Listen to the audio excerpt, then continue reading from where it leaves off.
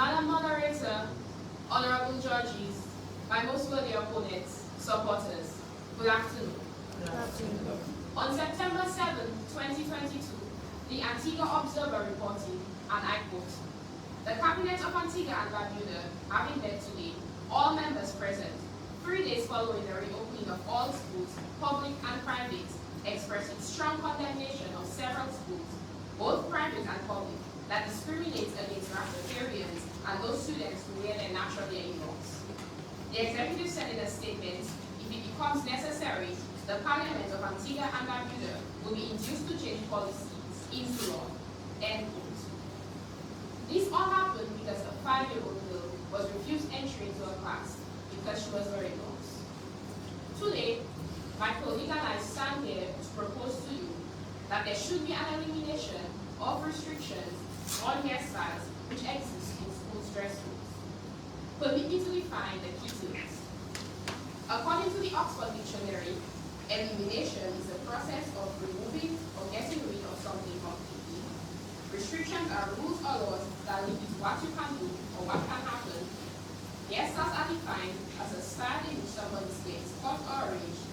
And finally, the Cambridge Dictionary.org defines dress code as a set of rules about clothing and appearance in a school or place of work. As a first speaker, I will be expanding on the following points. 1. The current rules on hairstyles stifle self-expression. 2. Hairstyles do not prevent or influence learning. And 3. The Education Act does not mandate hair restrictions. My colleague will be presenting on the point, restrictions on hairstyles infringe on the fundamental rights of students, and these restrictions are discriminatory. Firstly, the current restrictions on hairstyles which exist in our schools stifle the creativity and self-expression of students. From my perspective, the perspective of a high school student, adolescence is one of the most emotionally charged moments in a person's life. It is a time of great change, both physical and mental, especially mental. And the only way that many teenagers feel like they can truly express what they are feeling is through their appearance. A research paper published in Frontiers in Psychology by Weber and Fruit in 2016 states, and I quote, "One important goal of education is to develop students' self-esteem, which in turn hinges on their self-concept in the academic, physical, and social domains." A sample of 2,950 students from a broad range of German secondary schools aged 10 to 19 years responded to a questionnaire assessing multiple self-concept factors. We examined which self-concept aspects predict self-esteem best and whether the pattern is across genders and achievement levels using latent regression analysis. Results show that self-concept of appearance is still by far the strongest predictor.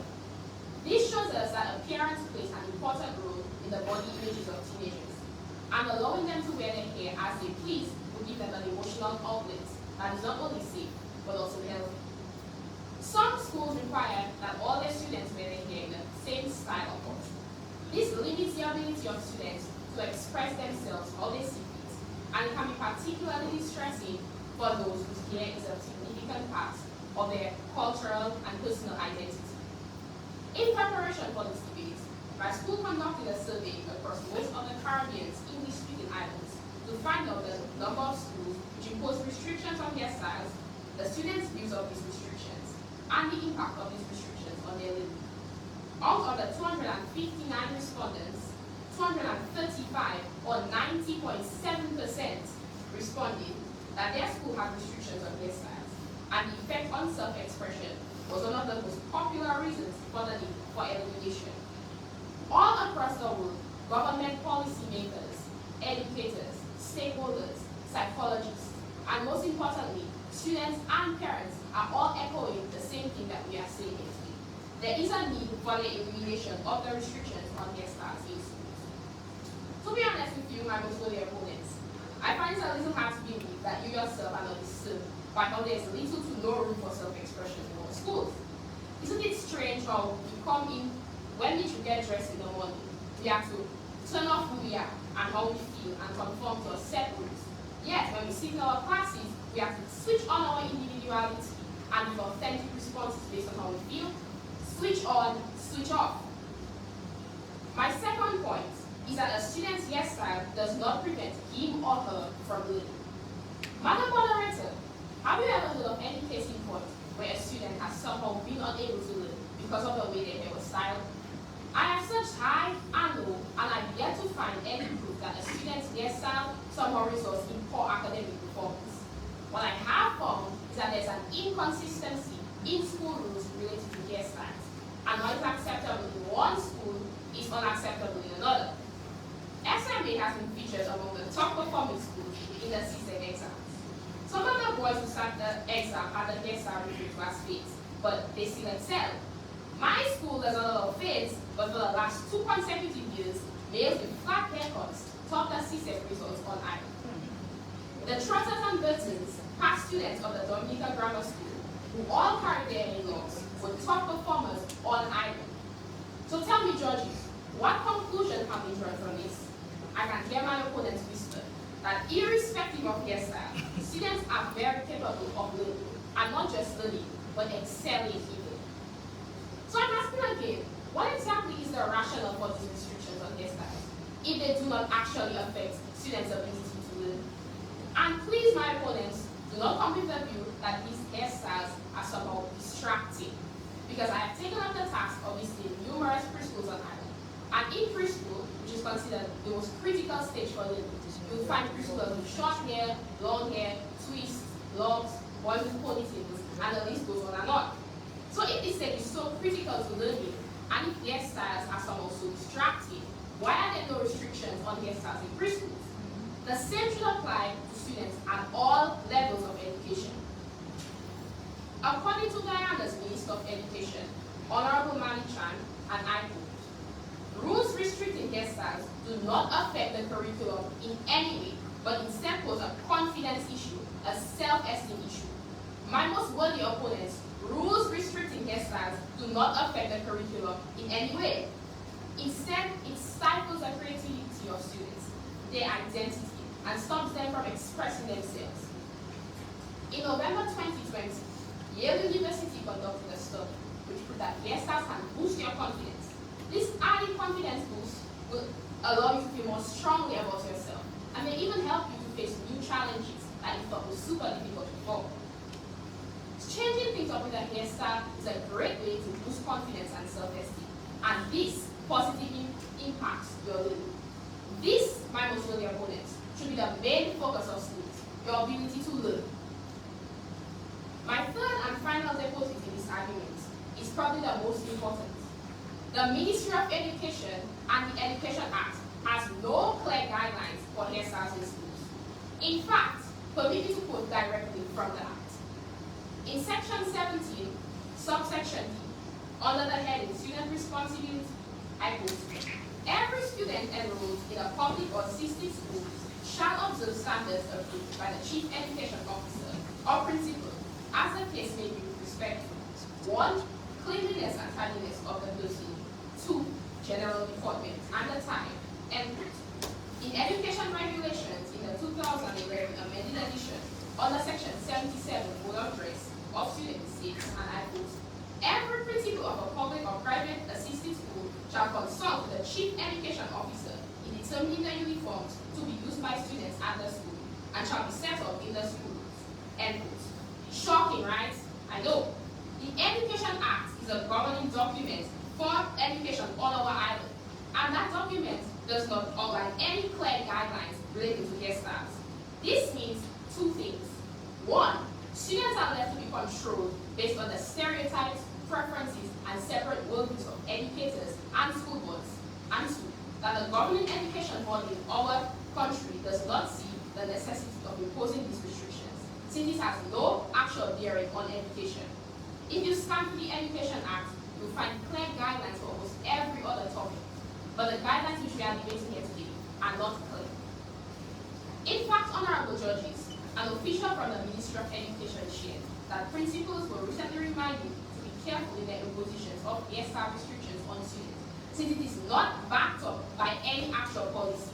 If the Act does not outline it, then it should not be enforced.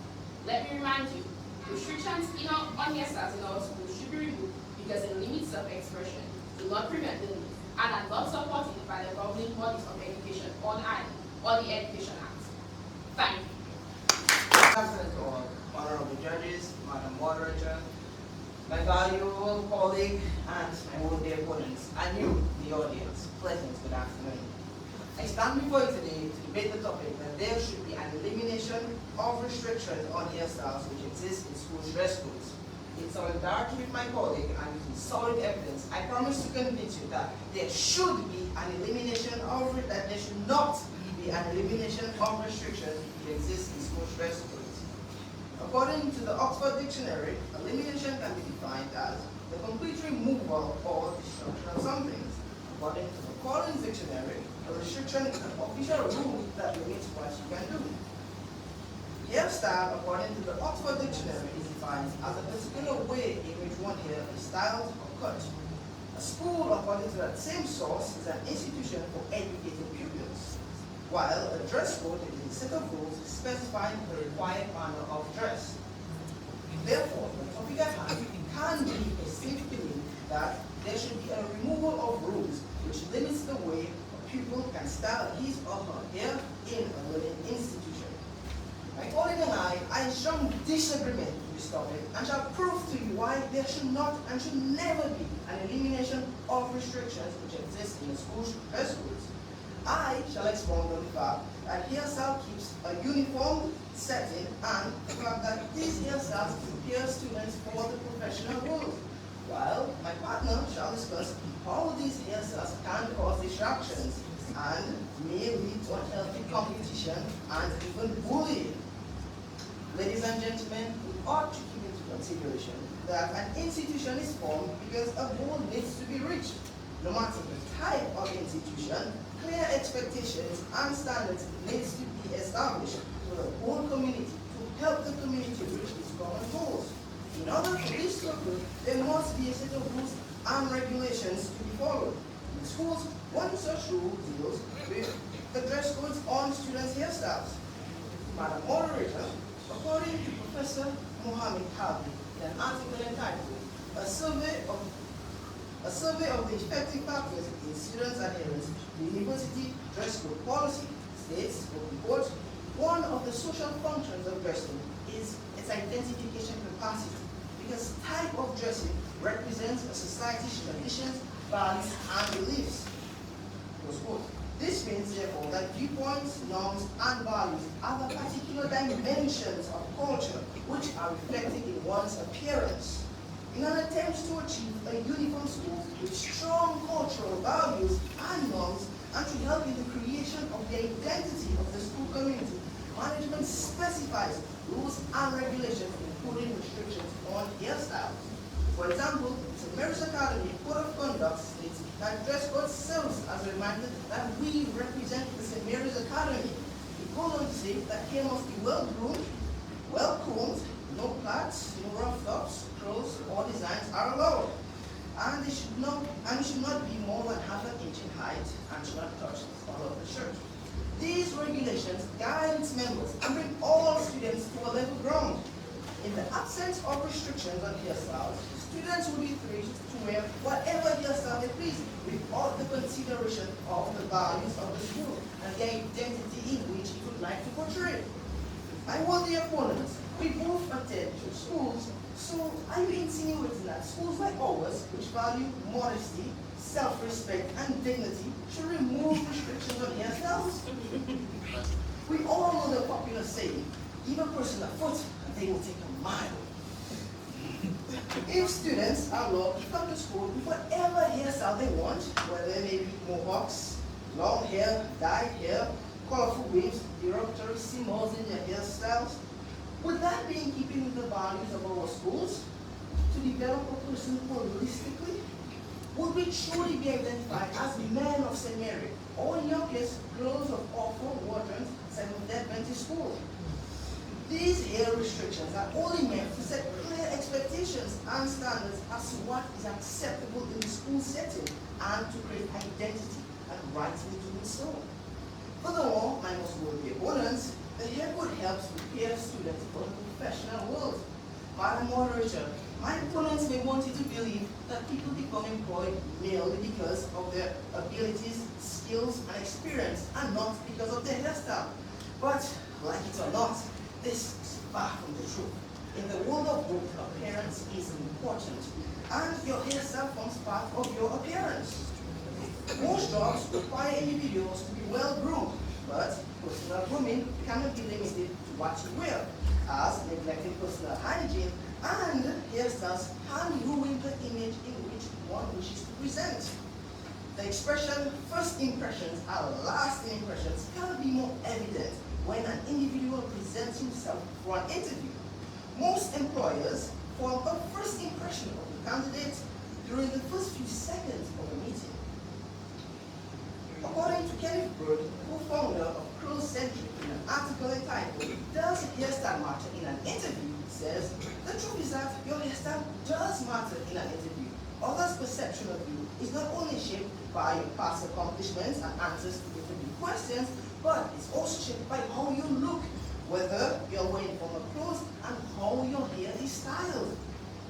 If your interviewer perceives your hairstyle to be rebellious, unprofessional, it could be held against you. Ladies and gentlemen, when the schools implement restrictions on hairstyles, essentially that's just one of the ways of preparing them for the professional life and that successful job interview. Furthermore, by schools implementing these restrictions on hairstyles, they give students their first taste of working in a professional environment. We cannot deny that leaders and people in general measure our professionalism by how we look. And this is just the truth. The YP teachers, in a newsletter article entitled "Should Schools Have the Authority Over Students' Hairstyle?" says that hair policies teach students to be professional and prepare them for the world outside school, where they need to be clean, tidy, and presentable in the workplace. After all, one's appearance is a testament of his or her personality and the organization's professional picture. Madam Moderator, powerful hairstyles or other potentially distracting hairstyles are not it in the workplace, unless of course you are in a worship with a job. There are many jobs, including those in food services, hospitality, education, and corporate jobs in law firms, which include strict hair restrictions on dress codes. For some jobs, hairstyle may be restricted because they are not professional or they may be a health and safety hazard, while others do not portray respectability. We must admit, though, that many companies have relaxed their internal dress code and offer minimal grooming standards to move with the times. Some stipulate that the hair can be long, but it must be slicked back, worn or coiled, or even covered. Whatever the stipulation may be, whether it may be minimal or not, there still exists some sort of restriction in the professional world. So, Madam Moderator, why do we want to remove these restrictions in our schools when our schools is geared towards the holistic formation of our students? My most worthy opponents, it is important to dress in line with the trend that your industry follows, but many of the industries require employees to be well-groomed, and that definitely takes into consideration that their hair must be well-groomed, and these are restrictions. Therefore, school is only preparing students for the professional world by having these restrictions. By removing restrictions on hairstyles in the name of freedom, we are only exposing ourselves to the elimination of all the restrictions. First, we start with hair, then we move to the uniforms, then what will be next? Strict hair codes allow schools to create standards and help students develop professionalism early on in life. This prepares them for better roles in the future. We cannot afford to eliminate restrictions on hairstyles in our dress codes. This is dangerous. Madam Moderator, judges, my most worthy opponents, good afternoon. Good afternoon. Like my colleague, I'm here in support of the most that there should be an elimination of restrictions on hairstyles which exist in school dress codes. And for the sometimes because one, restrictions restrictions on hairstyles infringe on the fundamental rights of students.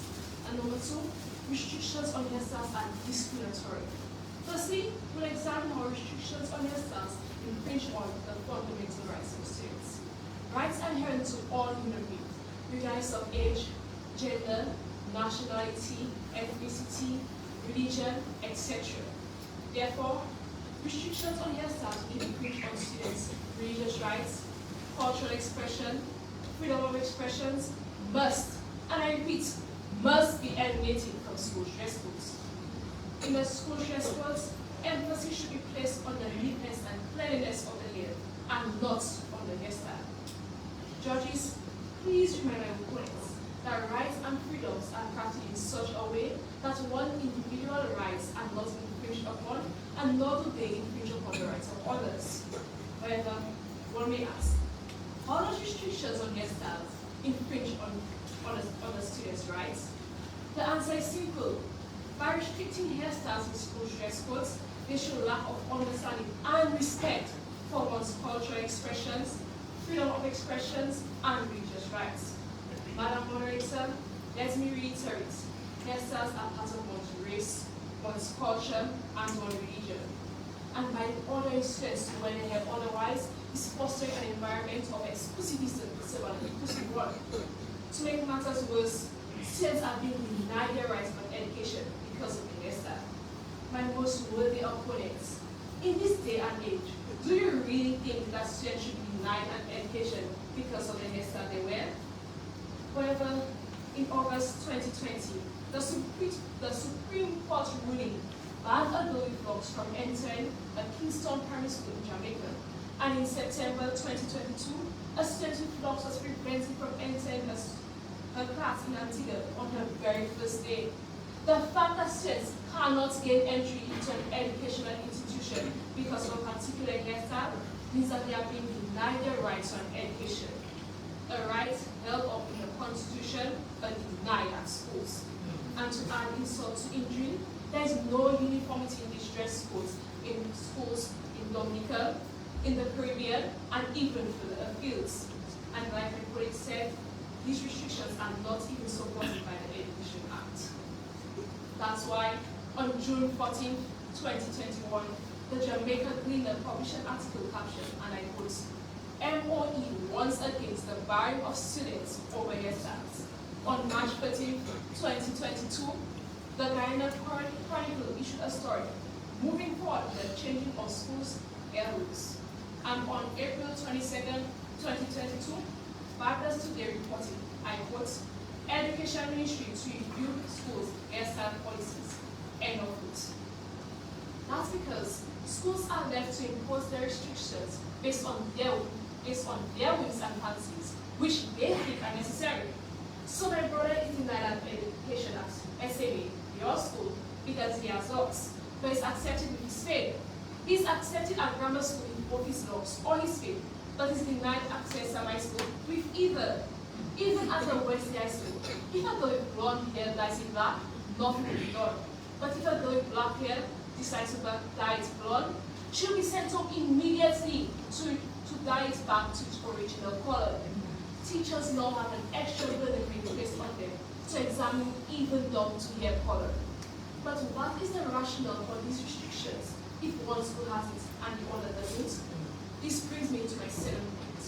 Restrictions on hairstyles are discriminatory.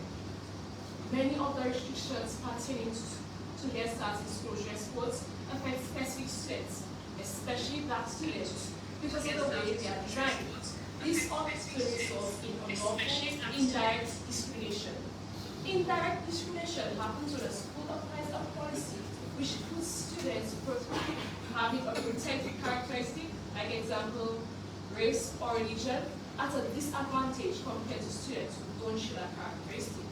And that's according to the United Kingdom Equality and Human Rights Commission.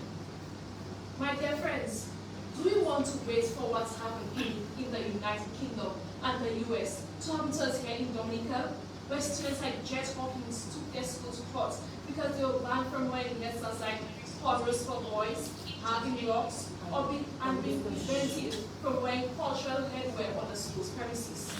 Madam Moderator, these cases were worn by the students on the basis of race, religion, and even disability.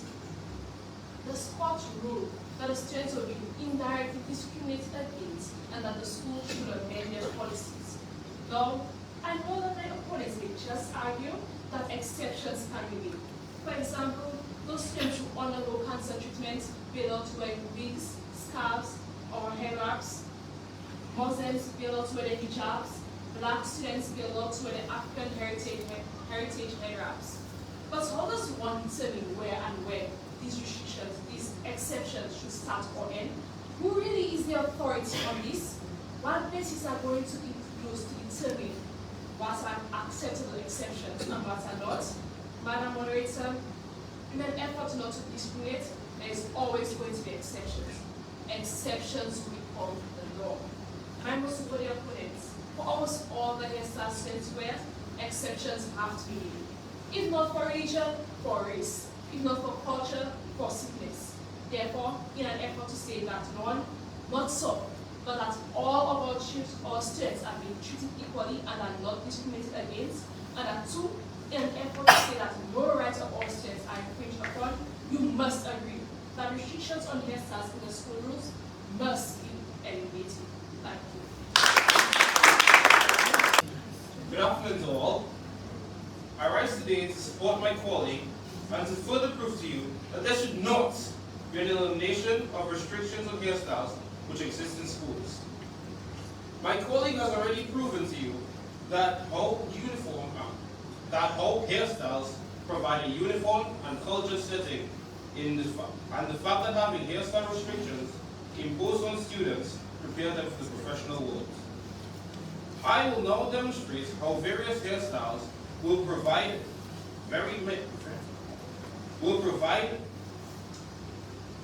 hinder the learning process and may even lead to bullying.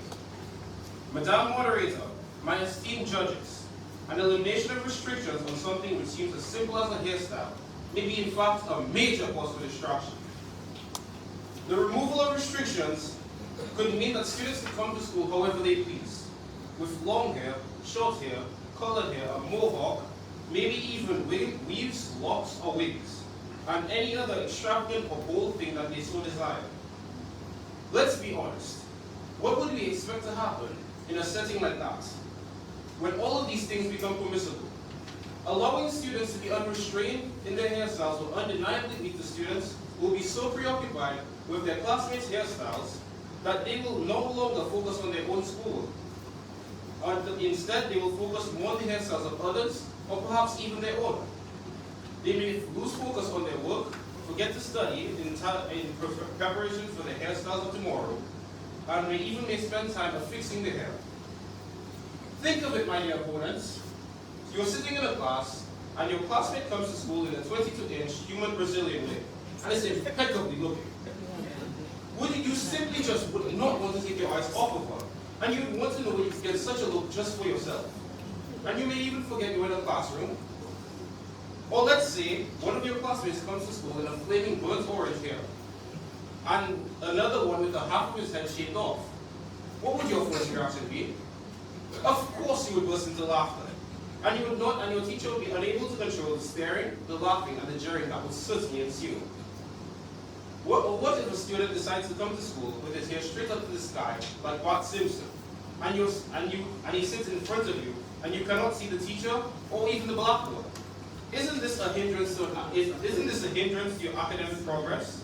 The main reason why you are at school? Ladies and gentlemen, I could present countless variations of hairstyles which have the possibility of surfacing in our schools. Because if we remove restrictions, these are not far-fetched at all. Because when we remove restrictions, the possibilities are endless. And let us be reminded, we are not dealing with adults who have gained or who have already gained a certain level of maturity and restraint. We are dealing with children. And we all know that children are very easily distracted. Judges, the opponents may try to convince you that we are not our hair, and that students' hairstyles do not affect their learning. But this ideology in itself is immensely misleading. If pupils are distracted by their hairstyles, how can they learn? How can they focus? We students already have sufficient distractions that hinder our academic progress. and we simply cannot afford to add any more distractions to our students. Lastly, an elimination of restrictions may lead to healthy competition and may even lead to bullying. In a school where children are already bullied for what they eat, what they wear, how they wear what they wear, who they associate with, and where they live, should we really add another level of social judgment to these poor children?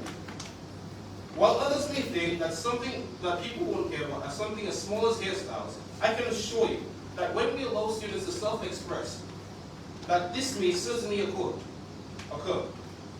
That we, when allowing the removal of restrictions, are opening a very dangerous kind of worms. We do not even have to do any extensive research to know that when people are bullied, it's simply because they're different. There are countless examples of students who've been bullied because they certainly dislike what others are wearing, they may have a health condition, or they simply like something better or different. Many schools in the US, for example, have had to amend their code of conduct to prevent bullying.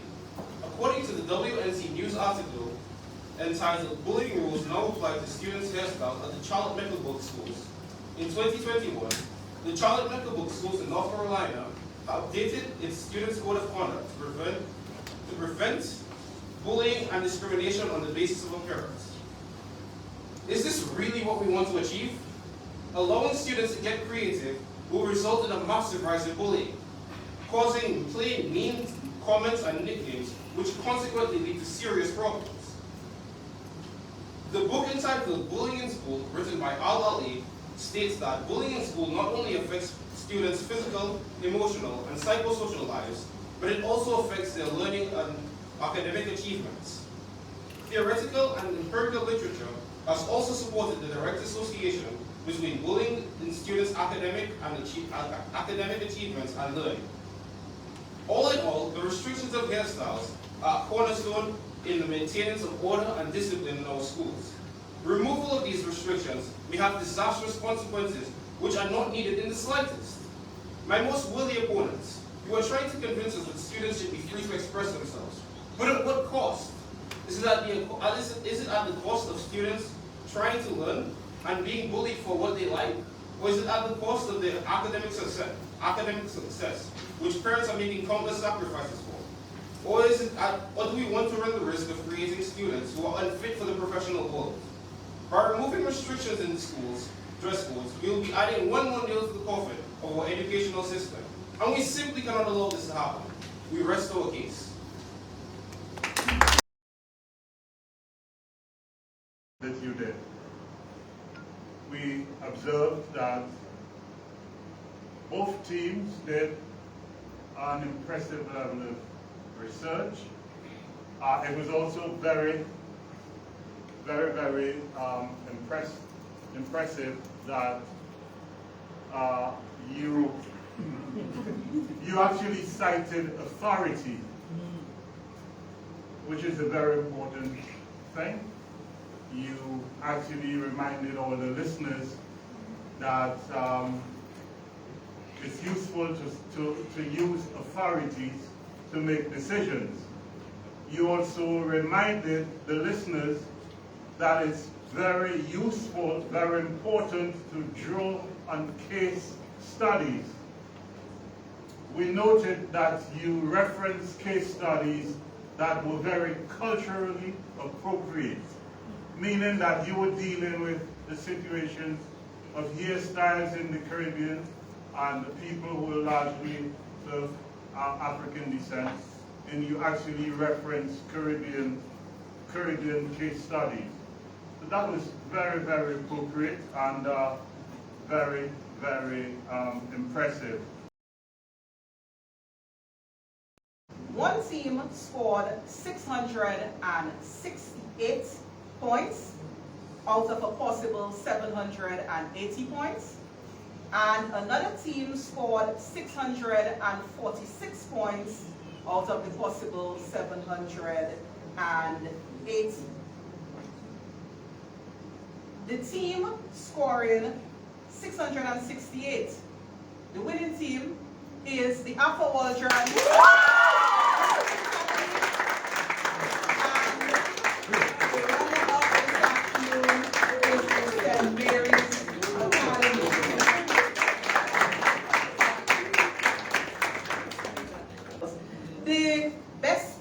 in this afternoon's debate was judged to be Ms. Waldron.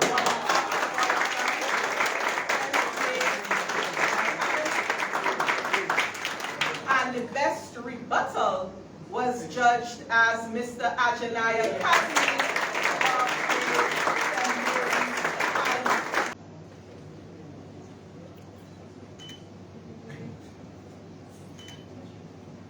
And Mr. John. And just to tell our viewers, the students are receiving, the runners-up are receiving gift certificates from Body Bliss Spa. They are receiving. So the winners this afternoon, this is the first round we're giving the winners a prize. Flo has sponsored, each winner will be getting a fire tablet from Flo. They have Bluetooth headphones as well. Congratulations.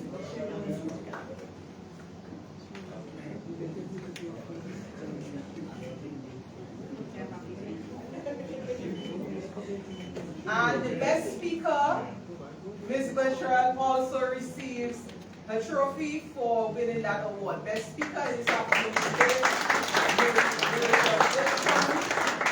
of the Waldron SDA Academy.